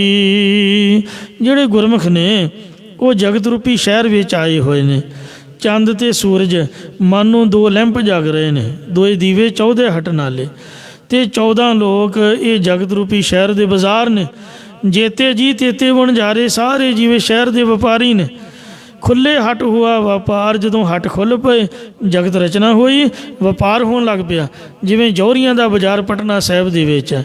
ਜਿਸ ਜੌਹਰੀ ਨੇ ਸਾਲਸਰਾਏ ਜੌਹਰੀ ਦਾ ਐਡਰੈਸ ਦਿੱਤਾ ਸੀਗਾ, ਉਹਦੇ ਘਰ ਦੇ ਵਿੱਚ ਗੁਰਦੁਆਰਾ ਸਾਹਿਬ ਬਣਿਆ ਹੋਇਆ, ਨਵਾਂ ਹੀ ਬਣਿਆ ਪਿੱਛੇ ਜੇ ਮੈਂ ਦਰਸ਼ਨ ਕਰਕੇ ਆਇਆ। ਆਖਿਆ ਮਰਦਾਨਾ ਜੀ, ਇਸ ਬਾਜ਼ਾਰ ਦੇ ਵਿੱਚ ਇਸ ਲਾਲ ਦੀ ਕਿਤੇ ਕੀਮਤ ਨਹੀਂ ਹੈ, ਤੁਸੀਂ ਸਾਲਸਰਾਏ ਜੌਹਰੀ ਦੀ ਹਵੇਲੀ ਵਿੱਚ ਚਲੇ ਜਾਓ, ਉਹ ਕੀਮਤ ਪਾਊਗਾ। ਇਹ ਵਪਾਰੀ ਬੈਠੇ ਹੋਏ ਨੇ, ਜੌਹਰੀ ਬੈਠੇ ਹੋਏ ਨੇ। ਇੱਕ ਸਾਡੇ ਗਿਆਨੀ ਚਰਨਜੀਤ ਸਿੰਘ ਜੀ ਚੰਦਰਪੁਰ ਦੇ ਗੁਰਮੁਖ ਪਿਆਰੇ, ਜੋ ਸ੍ਰੀ ਹਰਿਮੰਦਰ ਜੀ ਤਖਤ ਪਟਨਾ ਸਾਹਿਬ ਦੇ ਕਥਾਵਾਚਕ ਹਨ। ਲਾਈਵ 'ਤੇ ਵੀ ਕਈ ਵਾਰ ਸ਼ਾਮਾਂ ਨੂੰ ਉਹਨਾਂ ਦੀ ਕਥਾ ਚੱਲਦੀ ਹੈ। ਉਹਨਾਂ ਦੀ ਅੱਲ ਜੌਹਰੀ ਹੈ। ਜਿਵੇਂ ਇੱਥੋਂ ਦੇ ਵੈਦਵਾਨ ਨੇ, ਕਈ ਗਿੱਲ ਹਨ, ਕਈ ਹੋਰ ਅੱਲ ਵਾਲੇ ਨੇ, ਉਹਨਾਂ ਦੀ ਅੱਲ ਜੌਹਰੀ ਹੈ, ਮਤਲਬ ਜੌਹਰੀਆਂ ਦੇ ਪਰਿਵਾਰ 'ਚੋਂ ਹਨ। ਅਤੇ ਉੱਥੇ ਹੀ ਮਹਾਰਾਜ ਨੇ ਸੇਵਾ ਦੇ ਦਿੱਤੀ। ਇਉਂ ਜਿਹੜਾ ਵਪਾਰ ਖੁੱਲ੍ਹੇ ਹੱਟ ਹੋਏ ਹਨ, ਸੁਨਿਆਰਿਆਂ ਦੀਆਂ ਦੁਕਾਨਾਂ, ਜੋ ਪਹੁੰਚੇ ਸੋ ਚੱਲਣ ਹਾਰ। ਜਿਹੜਾ ਵਪਾਰੀ ਇੱਥੇ ਆਉਂਦਾ ਉਹ ਮੁਸਾਫਿਰ ਹੀ ਹੁੰਦਾ ਹੈ। ਧਰਮ ਦਲਾਲ ਪਾਏ ਨਿਸ਼ਾਨ, ਹਰੇਕ ਜੀ ਵਪਾਰੀ ਦੀ ਕਰਨੀ ਰੂਪ ਸੌਦੇ 'ਤੇ ਧਰਮ ਰੂਪੀ ਦਲਾਲ ਨਿਸ਼ਾਨ ਲਾਈ ਜਾਂਦਾ ਕਿ ਇਹਦਾ ਸੌਦਾ ਖਰਾ ਹੈ ਜਾਂ ਖੋਟਾ ਹੈ, ਜਾਂ ਧਰਮ ਰੂਪੀ ਆੜਤੀ ਹੈ ਜੋ ਨਿਸ਼ਾਨ ਲਾਈ ਜਾਂਦਾ। ਨਾਨਕ ਨਾਮ ਲਾਹਾ ਪ੍ਰਵਾਨ। ਮਹਾਰਾਜ ਕਹਿੰਦੇ ਜੋ ਇੱਥੇ ਆ ਕੇ ਸਵਾਸਾਂ ਦੀ ਪੂੰਜੀ ਗੁਰੂ ਰੂਪੀ ਸ਼ਾਹੂਕਾਰ ਦੇ ਕੋਲ, ਇਹ ਜੌਹਰੀ ਬੈਠੇ ਨੇ, ਇਹਨਾਂ ਦੇ ਕੋਲ ਸਵਾਸਾਂ ਦੀ ਪੂੰਜੀ ਭੇਟਾ ਕਰਦਾ, ਅਤੇ ਗੁਰੂ ਜੀ ਨਾਮ ਦਾ ਹੀਰਾ ਕੀਰਤਨ ਨਿਰਮੋਲ ਕੇ ਹੀਰੇ ਦੀ ਬਖਸ਼ਿਸ਼ ਕਰਦੇ ਨੇ। ਆਹ ਕਥਾ ਸੋਨੇ ਚਾਂਦੀ ਨੇ ਦੀ ਬਰਾਬਰੀ ਭਲਾ ਕੀ ਕਰ ਲੈਣੀ ਹੋਈ, ਤਾਂ ਇਸ ਵਾਸਤੇ ਦੀ ਕੀਮਤ ਹੀ ਕੋਈ ਨਹੀਂ ਹੈ। ਇਉਂ ਮਹਾਰਾਜ ਜੀ ਅਮੋਲਕ ਗੁਰਬਾਣੀ ਦੀ ਦਾਤ ਬਖਸ਼ਿਸ਼ ਕਰਦੇ ਹਨ, ਅਤੇ ਇਉਂ ਸੰਗਤ ਦੇ ਵਿੱਚੋਂ ਨਫਾ ਖੱਟ ਕੇ ਅਤੇ ਸੱਚਖੰਡ ਹਜ਼ੂਰੀ ਵਿੱਚ ਗੁਰਸਿੱਖ ਖਪਰਦਾ, ਉਹਨੂੰ ਫਿਰ ਨਾਨਕ ਨਾਮ ਲਾਹਾ ਪ੍ਰਵਾਨ, ਉਹ ਪ੍ਰਵਾਨ ਹੋ ਜਾਂਦੇ। ਘਰ ਆਏ ਵੱਜੀ ਵਧਾਈ, ਜਿਹਦੇ ਘਰ ਸੋਨਾ ਚਾਂਦੀ ਨਫਾ ਆਏ ਉਹਦੇ ਘਰ ਖੁਸ਼ੀਆਂ ਖੇੜੇ ਹੁੰਦੇ ਨੇ। ਤੋ ਇਉਂ ਜਦ ਹਜ਼ੂਰੀ ਚੱਪੜਦਾ ਉਹਨੂੰ ਲਾਲੀ ਚੜ੍ਹਦੀ, ਖੁਸ਼ੀਆਂ ਖੇੜੇ ਉਹਦੇ ਹਿਰਦੇ ਵਿੱਚ ਚੱਪੜ ਜਾਂਦੇ। ਸੱਚ ਨਾਮ ਕੀ ਮਿਲੀ ਵਡਿਆਈ। ਇਉਂ ਗੁਰਮੁਖਾਂ ਨੂੰ, ਲੋਕਾਂ ਨੂੰ ਸੋਨੇ ਚਾਂਦੀ ਦੀ ਸੋਭਾ ਹੈ, ਅਮੀਰੀ ਪੁਣੇ ਦੀ ਵਡਿਆਈ ਹੈ ਗੁਰਮੁਖਾਂ ਦੇ ਘਰ ਸਾਧ ਸੰਗਤ ਜੀਓ। ਨਾਨਕ ਕਹਿ ਘਰ ਕੇਵਲ ਨਾਮ, ਨਾਮ ਦੀ ਵਡਿਆਈ ਹੈ, ਕਥਾ ਕੀਰਤਨ ਦੀ ਵਡਿਆਈ ਹੈ। ਇਹ ਮਹਾਰਾਜ ਸੱਚੇ ਪਾਤਸ਼ਾਹ ਜੀ ਦੇ ਉਪਦੇਸ਼ ਦੀ ਵਡਿਆਈ ਹੈ। ਇਸ ਲਈ ਸਹਿ ਫੁਰਮਾਨ ਕਰਦੇ ਹਨ। ਕਹਿ ਨਾਨਕ ਸ਼ਬਦ ਰਤਨ ਹੈ। ਸਤਿਗੁਰੂ ਅਮਰਦਾਸ ਜੀ ਫਰਮਾਉਂਦੇ ਨੇ ਕਿ ਜੋ ਗੁਰਾਂ ਦਾ ਸ਼ਬਦ ਉਪਦੇਸ਼ ਹੈ ਇਹ ਵੈਰਾਗ ਰੂਪੀ ਰਤਨ ਹੈ। ਹੀਰਾ ਜਿਤ ਜੜਾ ਜਿਸ ਵਿੱਚ ਗਿਆਨ ਦਾ ਨਾਮ ਦਾ ਹੀਰਾ ਜੜਿਆ ਹੋਇਆ ਹੈ। ਇਸੇ ਤਰ੍ਹਾਂ ਕਹਿ ਨਾਨਕ ਸ਼ਬਦ ਰਤਨ ਹੈ। ਜਿਸ ਨੇ ਆਪਦੇ ਹਿਰਦੇ ਨੂੰ ਹੀਰੇ ਦੀ ਤਰ੍ਹਾਂ ਉਜਲ ਕਰਕੇ ਗੁਰੂ ਸਾਹਿਬ ਜੀ ਦੇ ਸ਼ਬਦ ਰੂਪੀ ਰਤਨ ਦਾ ਜੜਾਊ ਜੜ ਲਿਆ। ਹੀਰਾ ਜਿਤ ਜੜਾ ਮਹਾਰਾਜ ਫਰਮਾਉਂਦੇ ਉਹਨੇ ਅੰਤःਕਰਨ ਰੂਪ ਗਲੇ ਦੇ ਵਿੱਚ ਹਰ ਨਾਮ ਹਿਰਦੈ ਪਰੋਇਆ, ਸਭ ਕਾਜ ਹਮਾਰਾ ਹੋਇਆ। ਵਾਹਿਗੁਰੂ ਵਾਹਿਗੁਰੂ ਵਾਹਿਗੁਰੂ ਕਰਨ ਰੂਪੀ ਹਾਰ ਪਹਿਨਿਆ ਹੈ। ਜਿਵੇਂ ਮਾਈਆਂ ਮੱਥੇ 'ਤੇ ਟਿੱਕਾ ਲਾਉਂਦੀਆਂ ਨੇ, ਉਹਨਾਂ ਦੇ ਮੱਥੇ ਟਿੱਕੇ ਦੀ ਤਰ੍ਹਾਂ ਚਮਕਣ ਲੱਗ ਪੈਂਦੇ। ਇੱਕ ਗੁਰਮੁਖ ਪਿਆਰੇ ਨੇ ਦਸਤਾਰ ਤਾਂ ਚੁੱਕ ਕੇ ਮੈਨੂੰ ਮੱਥਾ ਦਿਖਾਇਆ, ਅਤੇ ਟਕਸਾਲੀ ਸਿੰਘ ਮੱਥਾ ਢੱਕ ਕੇ ਰੱਖਦੇ ਹਨ, ਆਪਦਾ ਸਿਰ ਆਪਦਾ ਮੱਥਾ, ਅਤੇ ਉਹ ਹਮੇਸ਼ਾ ਢੱਕ ਕੇ ਰੱਖਦੇ। ਦਸਤਾਰ ਤਾਂ ਚੁੱਕੀ, ਕਹਿੰਦੇ ਆ ਵੇਖ ਮੇਰਾ ਮੱਥਾ। ਮੈਨੂੰ ਪੁੱਛਿਆ ਉਹ ਹੀ, ਕਿਉਂਕਿ ਸਾਡਾ ਸੁਭਾਅ ਜਿਹੜਾ ਹੈ ਪ੍ਰਚਾਰਕਾਂ ਦਾ ਖਾਸ ਕਰਕੇ ਤਰਕਸ਼ੀਲ ਸੁਸਾਇਟੀ ਵਾਲਾ ਹੁੰਦਾ। ਆਪਾਂ ਕਿਸੇ ਦੀ ਗਾਈ ਗੱਲ 'ਤੇ ਅਸਰ ਨਹੀਂ ਕਰੀਦਾ, ਨਾ ਗੱਲ ਮੰਨੀ ਦੀ ਆ ਲੱਗਦੀ ਬਾਏ। ਅਤੇ ਮੇਰੇ ਕੋਲ ਲਾਗੇ ਆ ਕੇ ਬਹਿ ਗਿਆ ਬਜ਼ੁਰਗ ਬਾਬੇ, ਸਿੱਧੇ ਸਾਧੇ ਅਨਪੜ੍ਹ ਜੱਟ, ਇੱਕ ਵੀ ਅੱਖਰ ਨਹੀਂ ਪੜ੍ਹੇ ਸਕੂਲ ਦਾ। ਜਦ ਬੋਲੀ ਬੋਲਣੀ ਕਹਿਣਾ ਵਾਹਿਗੁਰੂ, ਅਤੇ ਮੈਂ ਹੈਰਾਨ ਰਹਿ ਗਿਆ। ਜਦ ਮੈਂ ਸੁਣਿਆ ਅਤੇ ਸਿਆਰੀ ਨਾਲ ਵਾਹਿਗੁਰੂ ਬਿਲਕੁਲ ਸ਼ੁੱਧ ਅੱਖਰ ਦਾ ਜਾਪ ਹੋ ਰਿਹਾ। ਅੰਮ੍ਰਿਤ ਵੇਲੇ ਕਥਾ ਦੀ ਸਮਾਪਤੀ ਹੋਈ ਅਤੇ ਆਸਣ 'ਤੇ ਆ ਕੇ ਕਹਿੰਦੇ ਵੀ ਅੱਜ ਮਹਾਰਾਜ ਦੀ ਬੜੀ ਕਿਰਪਾ ਹੋਈ। ਅਤੇ ਮੈਂ ਕਿਹਾ ਜੀ ਕਿਰਪਾ ਤਾਂ ਸਾਰਿਆਂ ਦੀ ਹੀ ਆ, ਕੋਈ ਵਿਸ਼ੇਸ਼ ਦੱਸੋ। ਕਹਿੰਦੇ ਸਵੇਰੇ 3 ਵਜੇ ਦਾ ਉਠਾਲ ਕੇ ਮਹਾਰਾਜ ਨੇ ਬਿਠਾਇਆ ਹੋਇਆ, ਸੌਣ ਨਹੀਂ ਦਿੱਤਾ, ਅੱਖ ਵੀ ਨਹੀਂ ਚਮਕਣ ਦਿੱਤੀ। ਇਹ ਨਹੀਂ ਆਖਿਆ ਵੀ ਮੈਂ ਉੱਠਿਆ ਅਤੇ ਜਾਂ ਮੈਂ ਸਿਮਰਨ ਕੀਤਾ, ਮਤਲਬ ਹੰਕਾਰ ਦੀ ਬਦਬੂ ਨਾ ਆਏ। ਰੱਬ ਦੇ ਪਿਆਰੇ ਸੋ ਪ੍ਰਭੂ ਪਰਮਾਤਮਾ ਨੂੰ ਤੂੰ ਨੂੰ ਮੁੱਖ ਰੱਖਦੇ ਨੇ, ਕਹਿੰਦੇ ਉਸ ਵਾਹਿਗੁਰੂ ਨੇ ਹੀ ਕਿਰਪਾ ਕੀਤੀ ਹੈ। ਅਤੇ ਇੰਨਾ ਤੇਜ਼ ਚੱਲ ਰਿਹਾ ਵੀ ਅਜੇ ਤੱਕ ਉਸੇ ਤਰ੍ਹਾਂ ਹੀ ਕੰਟੀਨਿਊ ਜਾਰੀ ਹੈ। ਮੈਂ ਕਿਹਾ ਝੂਠ ਨਹੀਂ ਬੋਲੀ ਦਾ। ਕਹਿੰਦੇ ਨਹੀਂ ਜੀ ਝੂਠ ਨਹੀਂ, ਸੀਰੀਅਸ ਹੋ ਗਏ। ਅਤੇ ਮੈਂ ਕਿਹਾ ਵੀ ਮੈਨੂੰ ਯਕੀਨ ਕਿਵੇਂ ਆਏ, ਜਾਂ ਤਾਂ ਬੰਦਾ ਕੰਨਾਂ ਨਾਲ ਸੁਣਾਏ ਫਿਰ ਸੁਣਨ ਤੋਂ ਬਗੈਰ ਕਿਵੇਂ ਯਕੀਨ ਆਏ, ਜਾਂ ਤਾਂ ਸੁਣਾਓ। ਕਹਿੰਦੇ ਸੁਣ ਲਾ। ਤੋ ਜਦ ਮੈਂ ਕੰਨ ਲਾਇਆ, ਉਹ ਕੰਨ ਲਾਇਆ ਠਾਹ ਨੂੰ ਧਿਆਨ ਹੋਇਆ, ਇਉਂ ਜਾਪਿਆ ਵੀ ਮੁੱਖੋਂ ਉੱਚੀ ਉੱਚੀ ਬੋਲ ਰਹੇ ਨੇ, ਔਰ ਇੰਨੀ ਤੇਜ਼ ਸੁਣਨਾ ਔਖਾ ਹੋ ਗਿਆ, ਦਿਮਾਗ ਭੌਂ ਗਿਆ। ਅਤੇ ਠਾਹ ਨੂੰ ਧਿਆਨ ਸੀਗਾ, ਭੁਲੇਖਾ ਪਿਆ ਵੀ ਮੂੰਹ ਤੋਂ ਬੋਲ ਰਹੇ ਨੇ, ਤਾਂ ਨੂੰ ਮੂੰਹ ਵੇਖਿਆ ਤਾਂ ਮੂੰਹ ਬੰਦ। ਫਿਰ ਠਾਹ ਨੂੰ ਧਿਆਨ ਕੀਤਾ ਕੰਨ ਲਾਉਣ ਦੇ ਨਾਲ, ਫਿਰ ਉਸੇ ਤਰ੍ਹਾਂ ਆਵਾਜ਼, ਫਿਰ ਉੱਪਰ ਨੂੰ ਵੇਖਿਆ ਫਿਰ ਮੂੰਹ ਬੰਦ। ਅਤੇ ਕਹਿੰਦੇ ਵੀ ਹੋਰ ਨਿਸ਼ਾਨੀ ਦਿਖਾਵਾਂ। ਮੈਂ ਕਿਹਾ ਜੀ ਦੱਸੋ। ਦਸਤਾਰ ਤਾਂ ਚੁੱਕਤੀ, ਸੱਚਮੁੱਚ ਹੀ ਜਿਸ ਤਰ੍ਹਾਂ ਮਾਈਆਂ ਬੀਬੀਆਂ ਟਿੱਕਾ ਲਾਉਂਦੀਆਂ ਨੇ, ਅਤੇ ਜਿਵੇਂ ਆਪਾਂ ਪਗੜੀ ਬੰਨ੍ਹਦੇ ਹਾਂ ਤਾਂ ਜਿੱਥੇ ਧੁੱਪ ਲੱਗਦੀ ਹੈ ਉੱਥੇ ਮਾਸ ਦਾ ਰੰਗ ਕੁਝ ਕਣਕ ਮੰਨਾ ਰਹਿੰਦਾ, ਜਿੱਥੇ ਪੱਗ ਦੀ ਓਟ ਰਹਿੰਦੀ ਹੈ ਉੱਥੇ ਮਾਸ ਦਾ ਰੰਗ ਜੋ ਹੈ ਉਹ ਕਾਫੀ ਅੱਛਾ ਰਹਿੰਦਾ ਹੈ, ਮਿੱਟੀ ਕੱਟੇ ਤੋਂ ਬਚਾਅ ਹੋਣ ਦੇ ਨਾਲ। ਉਹ ਇਸ ਤਰੀਕੇ ਦੇ ਨਾਲ ਟਿੱਕੇ ਦੀ ਸ਼ਕਲ ਦੇ ਵਿੱਚੋਂ ਉਹ ਮੱਥਾ ਜਿਹੜਾ ਸੀ ਉਹ ਚਮਕ ਰਿਹਾ ਸੀਗਾ। ਕਹਿੰਦੇ ਤੁਰ ਦਰਗਾਹ ਸੱਚਖੰਡ ਤੋਂ ਵਾਹਿਗੁਰੂ ਜੀ ਨੇ ਸਿਰੋਂ ਪਾਉ ਦਿੱਤਾ ਹੈ। ਮਹਾਰਾਜ ਦਾ ਸਿਰੋਂ ਪਾਉ, ਜਿਸ ਤਰ੍ਹਾਂ ਕੋਈ ਨੀਲਾ ਪਰਨਾ ਪਾਉਂਦਾ, ਖੱਟਾ ਪਰਨਾ ਪਾਉਂਦਾ, ਗੁਰੂ ਘਰ ਦੇ ਵਿੱਚ ਸਤਿਕਾਰ ਹੁੰਦਾ। ਤੋ ਇਉਂ ਗੁਰੂ ਮਹਾਰਾਜ ਫਰਮਾਉਂਦੇ ਪ੍ਰਭਾਤੀ ਮਹੱਲਾ ਪਹਿਲਾ, ਜਿਨ੍ਹਾਂ ਅੰਦਰ ਨਾਮ ਨਿਧਾਨ ਹੈ, ਗੁਰਬਾਣੀ ਵਿਚਾਰ, ਤਿਨ ਕੇ ਮੁਖ ਸਦ ਉਜਲੇ ਤਿਤ ਸੱਚੈ ਦਰਬਾਰ। ਜਿਨ੍ਹਾਂ ਅੰਦਰ ਮਹਾਰਾਜ ਦਾ ਨਾਮ ਵਸਿਆ ਹੋਇਆ ਹੈ ਤੇ ਮੁਖ ਤੋਂ ਗੁਰਬਾਣੀ ਦੀ ਵਿਚਾਰ ਕਰਦੇ ਨੇ, ਉਹਨਾਂ ਦੇ ਮੁਖ ਪ੍ਰਤੱਖ ਉਜਲੇ ਰਹਿੰਦੇ। ਇੱਜ਼ਤ ਪੱਤ ਰੂਪੀ ਪਾ ਉਜਲਤਾਈ ਪਾ ਕੇ ਉੱਪਰ ਲੋਕ ਨੂੰ ਜਾਂਦੇ। ਤਿਤ ਸੱਚੇ ਦਰਬਾਰ ਤੇ ਇਸ ਵਾਹਿਗੁਰੂ ਦੇ ਸੱਚਖੰਡ ਦਰਬਾਰ ਦੇ ਵਿੱਚ ਉਜਲੇ ਮੁਖ ਜਾਂਦੇ। ਜਿਨੀ ਨਾਮ ਤੇ ਆਇਆ ਗਏ ਮਸਕਤ ਕਾਲ, ਨਾਨਕ ਤੇ ਮੁਖ ਉਜਲੇ ਕੀਤੀ ਛੁੱਟੀ ਨਾਲ। ਮੈਂ ਟਿੱਕੇ ਦੀ ਗੱਲ ਕਰ ਰਿਹਾ ਸੀ, ਗਹਿਣੇ ਦੀ ਗੱਲ ਕਰ ਰਿਹਾ ਸੀਗਾ।